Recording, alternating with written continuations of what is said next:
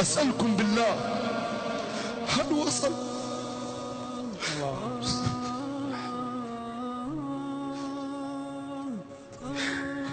وصل الشوق في قلوبنا لرؤية الرسول صلى الله عليه وسلم في الجنة؟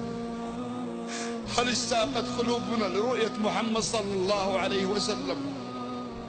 هل نحن ممن يعمل ليلا ونهار من أجل أن يكون مع محمد صلى الله عليه وسلم في الجنة؟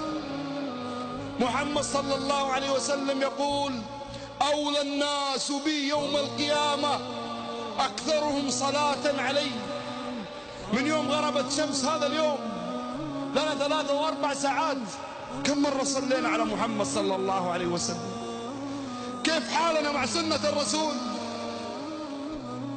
كيف شوقنا لرؤية الرسول اللي قدم عمره كله من أجلي وأجلك؟ يوم القيامة الأنبياء كلهم يقولون نفسي نفسي، إلا محمد يقول أمتي أمتي. فماذا قدمت أمة محمد من أجل سنة محمد؟ ماذا قدمنا من أجل الدين؟ ماذا في جوالاتنا؟ كيف صلاتنا؟ كيف علاقتنا مع والدينا؟ كيف أبصارنا أسماعنا؟